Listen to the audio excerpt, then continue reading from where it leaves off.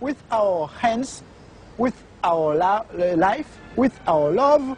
We ask justice, we ask freedom, and we take justice, because the justice is not like a gift which they gave. No, liberty, freedom, they don't give that. We have to take that. And in fact, we go through the streets and we took our liberty, we took our freedom, asking for justice. The Roman Catholic hierarchy has never forgiven Father Aristide, the legally elected president of Haiti, whom it regards as a base heretic. For his efforts to chase the moneylenders from the temple, he was banished from his order and forbidden to serve Mass. To the very last, the Vatican was the only foreign power to recognize the military junta that misruled Haiti. And the ground for this, too, was prepared by Mother Teresa. In 1980, she visited the island and accepted the Haitian Legion of Honor Award from Baby Doc Duvalier. She found much to praise in his corrupt, dynastic regime, telling astonished reporters that she had, quote, never seen the poor people being so familiar with their head of state as they were with the Duvaliers. It was a beautiful lesson for me, she simpered. I've learned something from it. The Haitian people, indeed, could not wait to get close to the Duvaliers, who in their turn moved forever to the French Riviera.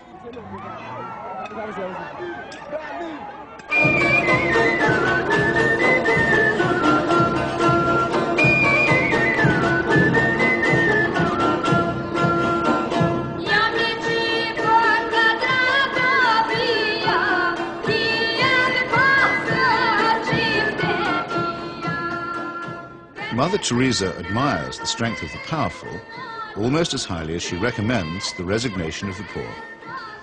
When she visited her motherland of Albania, she appeared to take seriously St. Paul's notorious assertion that the powers that be are ordained of God. The Albanian authorities had proclaimed the world's first officially atheist state. They had persecuted all forms of worship except that of their leader, Enver Hoxha. No whit abashed, Mother Teresa laid a bouquet on Hoxha's tomb. Not content with honoring a Stalinist murderer and despot, she also bestowed a wreath on the monument of Greater Albania, a cause that was once smiled upon by Pope Pius IX and his friend, Benito Mussolini.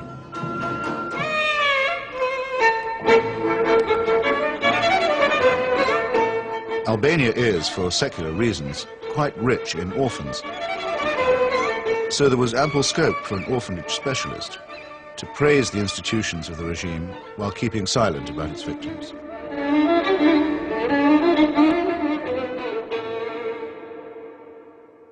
If it sometimes seems that the Saint of Calcutta is never actually in Calcutta at all, this may be because she operates more as the roving ambassador of a highly politicized papacy.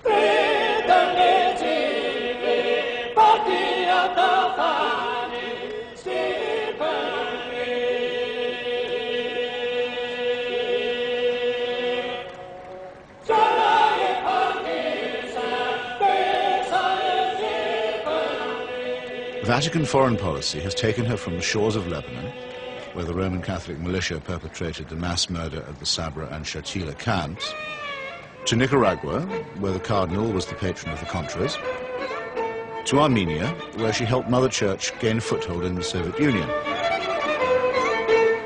In return, the present Pope is known to have placed her on the fast track for canonization. This is the kind of politics in which she does indeed get involved.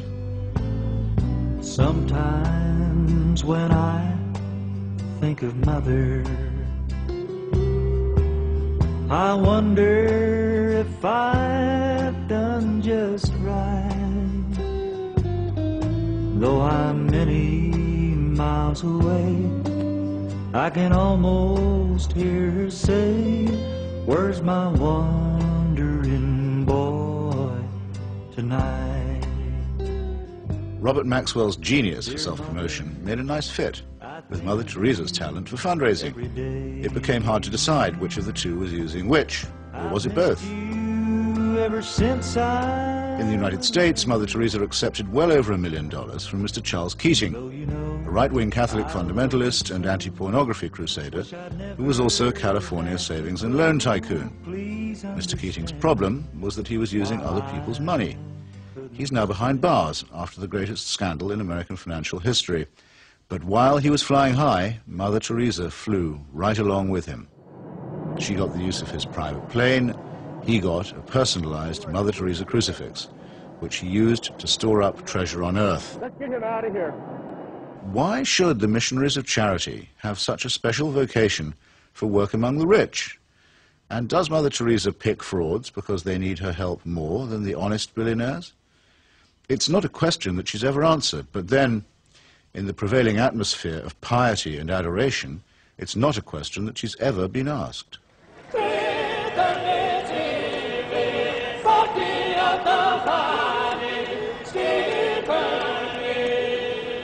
The Teresa cult is now a missionary multinational, with annual turnover in the tens of millions. If concentrated in Calcutta, that could certainly support a large hospital, and perhaps even make a noticeable difference.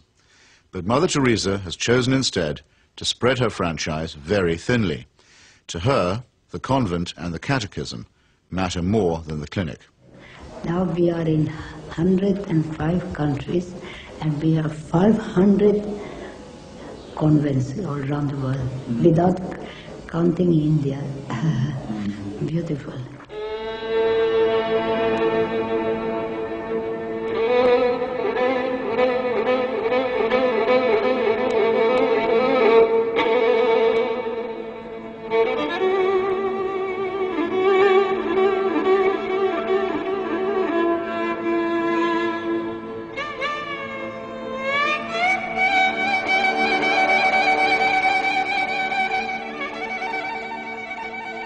Modesty, simplicity, humility. By these canonical keywords, we are taught that we may recognize saints.